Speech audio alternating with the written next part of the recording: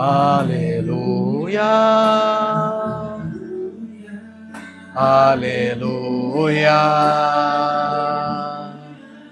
aleluia, aleluia.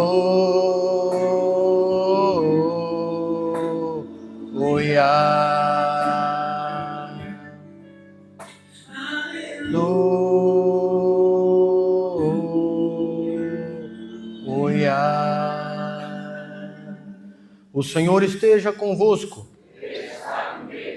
Anuncio a vocês com alegria o Evangelho de Jesus Cristo, segundo São Lucas. Naquele tempo, os apóstolos disseram ao Senhor: aumenta a nossa fé. O Senhor respondeu: se tivesseis fé, mesmo pequena como um grão de mostarda, poderíeis dizer a esta moreira: arranca-te daqui e planta-te no mar, e ela vos obedeceria. Se algum de vós tem um empregado que trabalha a terra ou cuida dos animais, por acaso vai dizer-lhe, quando ele volta do campo: vem depressa para a mesa? Pelo contrário, não vai dizer ao empregado: prepara-me o jantar, cinge-te e serve-me enquanto eu como e bebo. Depois disso, tu poderás comer e beber? Será que vai agradecer ao empregado porque fez o que lhe havia mandado? Assim, também vós, quando tiverdes feito tudo o que vos mandaram, dizei: somos servos inúteis, fizemos o que devíamos fazer. Palavra da salvação. Glória a vós, Senhor.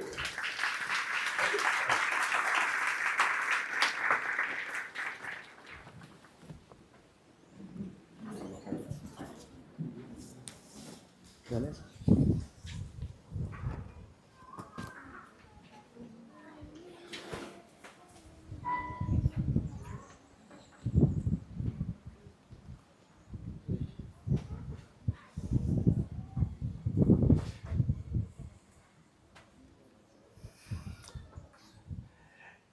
Queridos irmãos, irmãs, queridos peregrinos aqui do santuário, especialmente queridas jovens da juventude feminina, família de Xanxta aqui presente.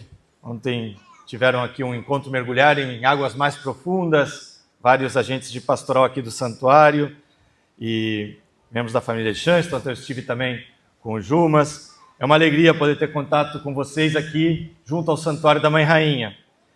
Hoje, como eu disse no início, a palavra de Deus nos convida a olhar com profundidade para uma atitude essencial na vida cristã e também na espiritualidade de Xanxta: a fé. Uma fé viva, uma fé que deve ser fiel, operante, não só resignada, mas ativa. Isso é o que nós chamamos a fé prática na divina providência, ou seja, confiar realmente na condução de Deus. E obviamente não é tão fácil, não é nada fácil. E por isso os apóstolos fazem a Jesus um pedido tão simples e tão humano: aumenta a nossa fé. Tem pessoas que também na hora da Eucaristia, da comunhão, têm esse costume de dizer: Senhor, eu creio, mas aumentai a minha fé. Eu acho que é muito importante a gente fazer esse pedido todos os dias, porque a nossa fé é realmente às vezes como um grão de mostarda, muito pequenininha, mas nem sempre operante, nem sempre chega a se transformar numa grande árvore, e nem sempre nós temos a força para dizer a uma árvore: planta-te daqui ao mar. Isso não acontece. Nós temos uma fé muitas vezes cheia de dúvidas, cheia de dificuldades. Cada um de nós pode trazer hoje esse clamor dos apóstolos: aumenta a nossa fé. Cada um com as suas lutas, com os seus desafios, com as suas esperanças. Sempre que a gente vem ao santuário, a gente olha no rosto da mãe, olha nos olhos da mãe, nós repetimos esse pedido. Hoje, por exemplo, né, estamos celebrando 30 dias do falecimento do nosso amigo Edilson, da Liga de Famílias, também coordenador da campanha. Diante de situações como essa, a gente fica realmente sem chão, perdido. A fé fica abalada e é normal, e por isso o pedido aumenta a nossa fé, ganha mais força. E no Evangelho, Jesus responde também com uma imagem provocante.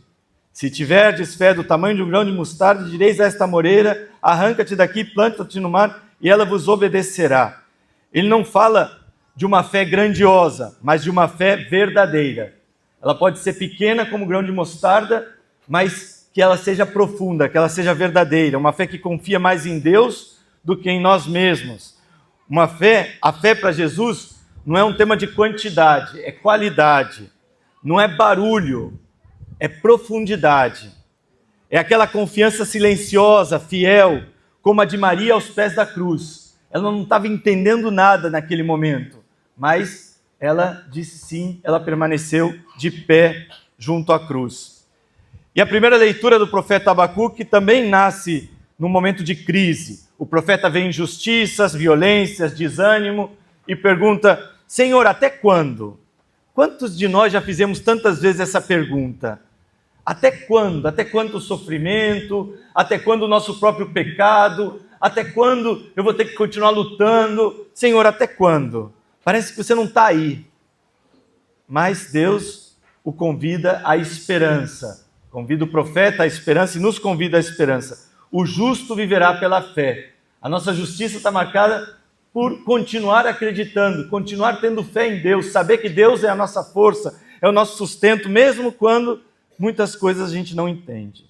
Vivemos num tempo em que é fácil perder a esperança, é fácil perder a fé, problemas econômicos, situações políticas que nos desagradam, situações, muitas vezes na nossa própria família, um mundo que é tão individualista, que é tão egoísta, onde cada um está preocupado de si mesmo, mas o profeta Abacuque e o Evangelho se unem para nos dizer: mesmo quando tudo parece lento, mesmo quando Deus parece silencioso, Ele está agindo.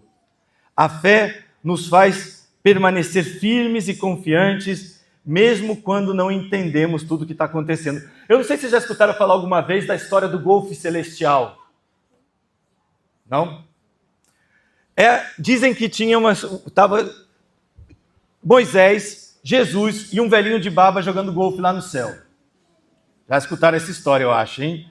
Quem não escutou, foi assim: o primeiro que deu a tacada de golfe foi Moisés. E aí ele deu aquela tacada assim, a bolinha caiu dentro de um lago. Mas como era Moisés, ele fez as águas abrirem, né? Então, aí ele foi lá no meio do lago, a bolinha sequinha, e ele, deu a próxima tacada. Aí chegou a vez de Jesus, né? Aí deu aquela tacada, parábola perfeita. A parábola era a sua especialidade, né? Então, parábola perfeita, chegou bem pertinho lá do buraco e pronto. Pronto para a próxima tacada. Aí chegou o velhinho de barba, né? Ele pegou o taco já ao contrário, nem colocou do lado certo. Aí deu aquela tacada toda desengonçada. A bolinha caiu em cima do telhado de uma casa. Aí ela rolou para a calha. Aí desceu aquela calha ali, quando chegou lá embaixo, um sapo estava lá embaixo, agarrou a bolinha, engoliu a bolinha. Aí veio uma águia e agarrou o sapo.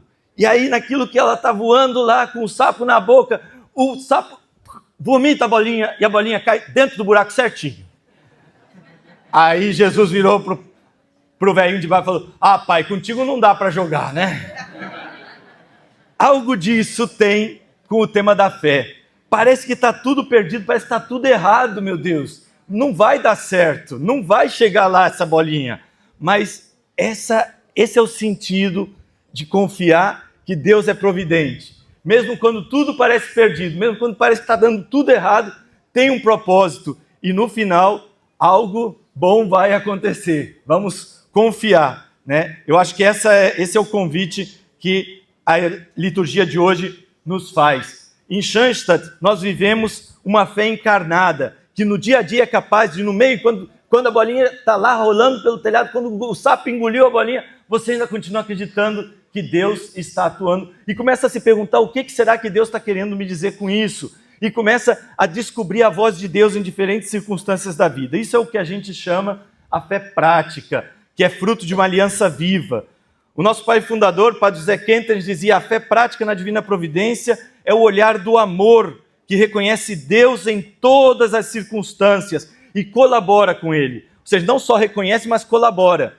É como se naquele momento ali, que as coisas parecem que estão tudo dando errado, a gente também procura ativamente colaborar, procura estar ativo e confiante na condução de Deus. Essa é a fé que move a nossa família de Schanstatt e de todos aqueles que vêm ao santuário. Uma fé que confia, que se entrega, que luta, que tantas vezes repete aquela oração: confio em teu poder e em tua bondade, em ti confio lealidade, confio cegamente em toda situação. Mãe, no teu filho e na tua proteção. Uma fé que nos faz também instrumentos da Mãe de Deus. E aí eu queria mencionar as jovens da Juventude Feminina que estão justamente realizando o seu encontro regional. Elas têm um lema muito bonito: coroas vivas da Mãe, instrumentos de esperança. Porque uma fé ativa nos faz instrumentos. É como se no meio de toda aquela situação difícil, Deus precisasse de alguém que... Então, de repente, nós até somos o sapo, de repente, nós até somos a águia, que colabora para que Deus possa fazer a sua obra. Então, de repente, quando nós somos o sapo, Deus nos pega assim, é como uma águia e nos faz voar e a gente fica meio perdido, a gente se deixa usar como instrumento de Deus na construção do seu plano de amor, porque é sempre um plano de amor. Então, as jovens nos ajudam a refletir sobre isso. Elas querem ser coroas vivas, ou seja, elas querem ser instrumentos vivos nas mãos de Maria. Vocês não estão aqui por acaso nesse fim de semana. Cada uma é chamada a ser um pequeno grão de mostarda de esperança. A juventude é a nossa esperança, é o nosso presente e o nosso futuro. Uma esperança plantada por Deus no coração do Nordeste, no coração do mundo. Maria quer coroar-se em vocês, não com ouros e pedras, mas com vidas entregues, com corações fiéis, com fé viva, não com fogos de artifício, mas com uma fé verdadeira, profunda. Ser coroa viva é deixar que Maria reine em nosso coração, para que Cristo reine através de nós. Ser instrumento de esperança é crer que Deus pode transformar o mundo a partir do pouco que temos. Ninguém aqui é super poderoso, né? Nós temos, talvez às vezes, muito pouco que entregar, mas com esse pouco Deus pode fazer muito, como com um grão de mostarda. E o santuário é a nossa escola de fé, é a nossa oficina de esperança. Vir aqui é justamente pedir à Mãe: aumenta a nossa fé, dá-nos esperança. Aqui Maria nos educa a olhar o mundo com os olhos da fé, a perceber que por trás de todos os acontecimentos está a mão de Deus. Cada visita, cada oração, cada consagração é um passo para que a nossa vida se torne resposta à pergunta de Abacuque: Senhor, onde estás?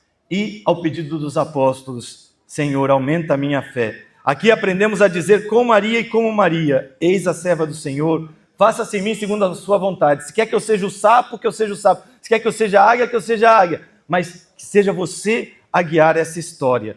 Deus continua escrevendo a história com linhas humanas, com traços humanos, com a nossa colaboração. Vamos terminando, porque já está ficando tarde. Hoje, a Mãe Rainha olha para nós e pergunta: vocês querem ser instrumentos de esperança? Vocês querem renovar aqui a fé em vocês, a fé em Deus, a fé de vocês em Deus? Que cada um possa responder: sim, Mãe, eu quero ser a tua coroa viva, como a juventude feminina faz. Eu quero ser o teu fogo heróico, eu quero ser a tua serva, o teu servo fiel, o teu instrumento de esperança para o mundo. Que este santuário, Tabor da Nova Evangelização, o primeiro do Nordeste, continue sendo luz aqui na cidade de Olinda, aqui no nosso estado de Pernambuco, em todo o Nordeste e mais além. Que aqui floresça e renasça a esperança, que Maria forme corações fiéis, cheios de humildade, missionários, e que com o pequeno grão de fé que cada um tem, Deus possa mover montanhas. Talvez sozinho não conseguimos, mas juntos, assim como comunidade, vamos sim mover montanhas em nossas famílias, em nossas comunidades e no coração da nossa juventude. Que assim seja.